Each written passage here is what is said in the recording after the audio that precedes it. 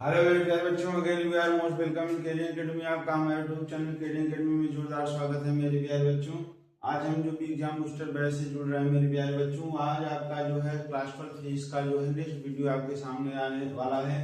ये जो है आपका जो 3 क्वेश्चन है, बहुत ही इंपॉर्टेंट है। 2024 में 2 क्वेश्चन पूछे गए हैं, तीसरा 2026 में आने की प्रबल संभावना है। ये सब भी आने वाले हैं।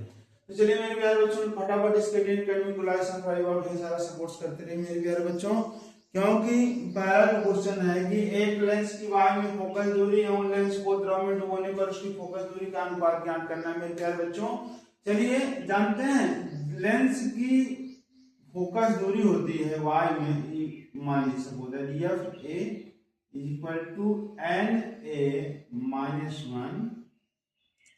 1 upon r1 minus 1 upon r2. This is the equation number first. फिर द्रव में डुबोने पर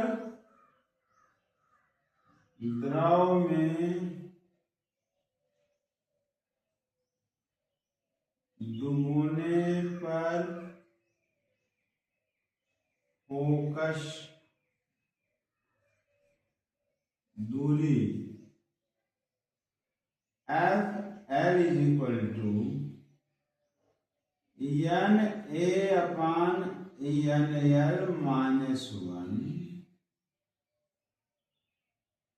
1 upon r1 minus 1 upon r2। This is the equation number second. अब ये द्रव में डुबोने पर फोकस दूरी है, फिर अनुपात निकालना है। अनुपात क्या करेंगे मेरे प्यारे रसगुल्लों? अनुपात F A upon F A upon F L is equal to N A minus 1 सबके बटे N A upon N L minus 1 equal to ये तो कट ही जाएगा,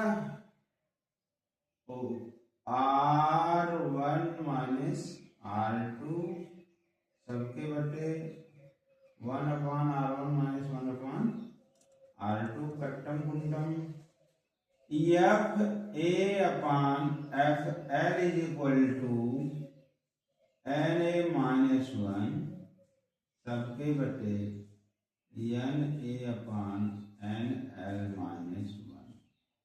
ये आपका होगा answer. This is the right answer of first question. ये पहले क्वेश्चन का आपका जो सोल्यूशन है मेरे प्यारे रसगुल्लों, कि F A upon F L equal to N A minus 1 upon N A upon N L minus 1, जहां एन ए क्या है? एयर, वायु का अपवर्तनांक है, और एन एल क्या है? द्रव का अपवर्तनांक है। ठीक है मेरे प्यारे बच्चों, चलिए हम लोग सेकंड क्वेश्चन की तरफ आगे बढ़ते हैं। दूसरा क्वेश्चन जो आपका है, ये स्नेल का नियम।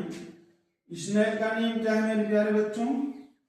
स्नेल का नियम क्या होता है कि किसी दो माध्यम के लिए तथा एक ही रंग के प्रकाश, स्नेल का नियम क्या होता है?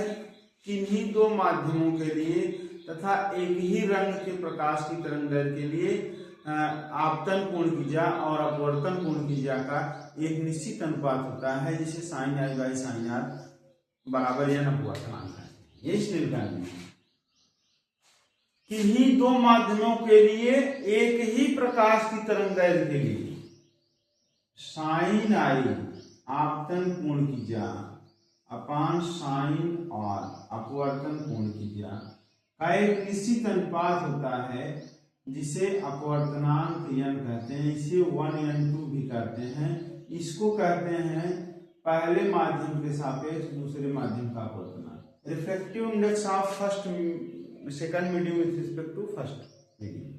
तो sine I by sine r, ये हुआ आपका स्नेल का नियम। स्नेल का नियम आपसे कोई पूछे मेरे प्यारे बच्चों, आप लोग जानते हैं कि किन्हीं दो माध्यमों के लिए एक ही रंग के प्रकाश की तरंगदैर्घ्य के लिए आपतन कोण की जा व अपवर्तन कोण की जा का एक निश्चित अनुपात होता है, इसे sine I by sine R बराबर n अपवर्तनांक कहते हैं।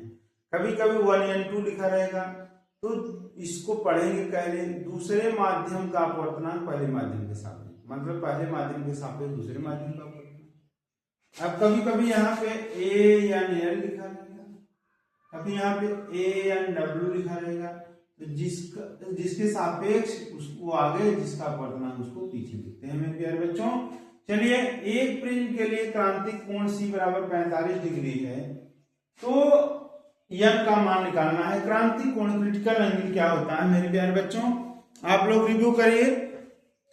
क्रिटिकल एंगल क्या होता है? वह विशेष आपतन कोण जिसके लिए अपवर्तन कोण का मान 90 अंश हो जाए वो क्रांतिक कोण कहलाता है। वह विशेष आपतन कोण जिसके लिए अपवर्तन कोण का मान क्या हो जाए, 90 अंश हो जाए, उसे क्या बोलते हैं? क्रांतिक कोण बोलते हैं। ये क्रांतिक कोण की परिघटना कैसी होती है मेरे रसगुल्लों? ये जैसे आपका पहला मीडियम है, first medium, this is the second medium है। लाइट रे जा रही है, जब लाइट रे डेंसर टू रेयर आती है तो अवे फ्रॉम नॉर्मल हो जाती है। जब प्रकाश किरण क्या होती है, डेंसर टू रेयर आती है तो अवे फ्रॉम नॉर्मल, ये अविलंब से दूर भागती है। जैसे जैसे आपतन कोण का मान बढ़ाते जाएंगे वैसे दूर भागती जाएगी, और बढ़ाएंगे और दूर भाग, एक स्थिति ऐसी आएगी कि इसका मान 90 डिग्री हो जाएगा। यही आपका क्रिटिकल एंगल होता है C। तो n बराबर होता है मेरे प्यारे रसगुल्लों 1/sin C। n बराबर 1/sin C, 1/sin 45 डिग्री बराबर 1/1/√2, ऊपर चला जाएगा। n बराबर क्या हो जाएगा, करण बिंदु बराबर 1.414। इसी तरह right answer of second question. ये मेरे प्यारे बच्चों आपके सेकंड क्वेश्चन का जो है, थर्ड क्वेश्चन का जो है सोल्यूशन है।